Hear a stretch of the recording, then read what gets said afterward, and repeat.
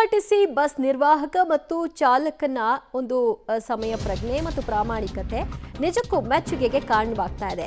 ಚಿನ್ನದ ಸರ ಪೊಲೀಸರಿಗೆ ಒಪ್ಪಿಸಿದ್ದಾರೆ. ಯಾರೋ ಅವರ ಬಸ್ನಲ್ಲಿ ಹೋಗೋ ಸಂದರ್ಭದಲ್ಲಿ ಬೈ ಮಿಸ್ ಆಗಿ ಚೈನ್ ಬಸ್ನಲ್ಲೇ ಬಿದ್ದು ಹೋಗ್ಬಿಟ್ಟಿದೆ. ಅದನ್ನ ನೇರ ತೆಗೆದುಕೊಂಡು ಹೋಗಿ ಯಾರ್ದು ಅಂತ ಗೊತ್ತಿಲ್ವಲ್ಲ, ಹಾಗಾಗಿ ಪೊಲೀಸ್ ಠಾಣೆಗೆ ಒಪ್ಪಿಸಿದ್ರು.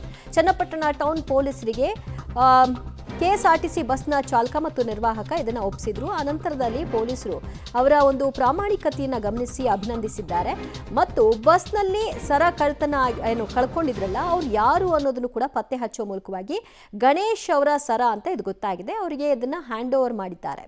ನೋಡಿ ಅಲ್ಲಿ ಅವರಿಗೆ ಸ್ಟೇಷನಲ್ಲಿ ಚಾಲಕ ಮತ್ತು ನಿರ್ವಾಹಕನಿಗೆ ಹೂವಿನ ಮಾಲೆಯನ್ನು ಹಾಕುವ ಮೂಲಕವಾಗಿ ಅವ್ರನ್ನ ಅಭಿನಂದಿಸಲಾಯಿತು ಮತ್ತು ಗಣೇಶ್ ಅವರು ಸರವನ್ನು ಕಳ್ಕೊಂಡವರು ಅವರಿಗೆ ಅದನ್ನು ಹಸ್ತಾಂತರ ಮಾಡೋ ಮೂಲಕವಾಗಿ ಅವರಿಂದಲೂ ಕೂಡ ಅಭಿನಂದಿಸಲಾಗಿದೆ. ಮತ್ತಷ್ಟು ಮಾಹಿತಿ ಪಡೆಯೋಣ ನಮ್ಮ ಪ್ರತಿನಿಧಿ ವಿನಯರಿಂದ. ವಿನಯ್, ಸಾಮಾನ್ಯವಾಗಿ ಇಂತಹ ಇನ್ಸಿಡೆಂಟ್ಸ್ ಅಲ್ಲಿ ಕಳ್ತನ ಅಥವಾ ಕಳ್ಕೊಂಡ್ಬಿಟ್ರೆ ಇದು ಸಿಗಲ್ಲ ಬಿಡಪ್ಪ ಅಂತ ಕಳ್ಕೊಂಡವರು ಅನ್ಕೊಂಡ್ಬಿಟ್ಟಿರ್ತಾರೆ. ಬಟ್ ಗಣೇಶ್ ಅವ್ರಿಗೆ ಇದು ಆಶ್ಚರ್ಯ ಅನಿಸ್ತಾ ಹೇಗೆ? ಖಂಡಿತವಾಗ್ಲೂ ದಿವ್ಯ, ಯಾಕಂದ್ರೆ ಕೆಎಸ್ಆರ್ಟಿಸಿ ಬಸ್ ಚಾಲಕ ಹಾಗೂ ನಿರ್ವಾಹಕನ ಪ್ರಾಮಾಣಿಕತೆಗೆ ಚಿನ್ನದ ಸರ ಕಳ್ಕೊಂಡಿದ್ದಂತ ವ್ಯಕ್ತಿಗೆ ಮತ್ತೆ ಆ ಒಂದು ಸರ ಕೈ ಸೇರಿರುವಂತದ್ದು.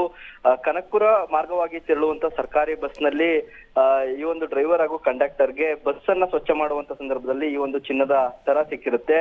ಆ ಒಂದು ಬಸ್ ನಲ್ಲಿ ಸಂಚಾರ ಮಾಡಿದಂತಹ ಗಣೇಶ್ ಎಂಬುವರು ಈ ಒಂದು ಸರವನ್ನ ಕಳಕೊಂಡಿರ್ತಾರೆ.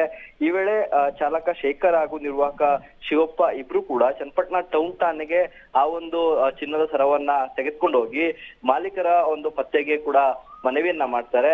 ಕೂಡಲೇ ಬಸ್ ನಲ್ಲಿ ಸಂಚಾರ ಮಾಡಿದಂತವರ ಮಾಹಿತಿ ಪಡೆದಂತ ಪೊಲೀಸ್ನವರು ಗಣೇಶ್ ಎಂಬುವರ ಒಂದು ಸರ ಮಿಸ್ಸಿಂಗ್ ಆಗಿರೋದ್ರ ಬಗ್ಗೆ ಕೂಡ ಮಾಹಿತಿ ತೆಗೆದುಕೊಳ್ತಾರೆ. ಕೂಡಲೇ ಗಣೇಶ್ ಅವರ ಒಂದು ಸಂಪರ್ಕವನ್ನ ಮಾಡಿ ಅವರನ್ನ ಸ್ಟೇಷನ್ಗೆ ಕರೆಸಿ ವಾಪಸ್ ಅವರ ಚಿನ್ನದ ಸರವನ್ನ ಅವರಿಗೆ ವಾಪಸ್ ಕೊಡಿಸುವಂತ ಕೆಲಸವನ್ನು ಕೂಡ ಮಾಡ್ತಾರೆ. ಇನ್ನು ಚಿನ್ನದ ಸರವನ್ನ ತಂದು ಠಾಣೆಗೆ ಒಪ್ಪಿಸಿದಂತ ಚಾಲಕ ಹಾಗೂ ನಿರ್ವಾಹಕ ಇಬ್ಬರಿಗೂ ಕೂಡ ಹೂವಿನ ಹಾರವನ್ನ ಹಾಕಿ ಸನ್ಮಾನ ಮಾಡುವಂತ ಕೆಲಸವನ್ನು ಕೂಡ ಮಾಡ್ತಾರೆ. ಯಾಕಂದ್ರೆ ಇಬ್ರು ಕೂಡ ಪ್ರಾಮಾಣಿಕವಾಗಿ ಆ ಒಂದು ಚಿನ್ನದ ಸರವನ್ನ ವಾಪಸ್ ತಲುಪಿಸುವಂತ ಕೆಲಸ ಮಾಡಿರೋದಕ್ಕೆ ಪೊಲೀಸರು ಕೂಡ ಅಭಿನಂದನೆಯನ್ನ ಸಲ್ಲಿಸಿರುವಂತದ್ದು. ದಿವ್ಯಾ, ಥ್ಯಾಂಕ್ ಯು ವಿನಯ್ ನಿಮ್ಮೆಲ್ಲ ಮಾಹಿತಿಗೆ.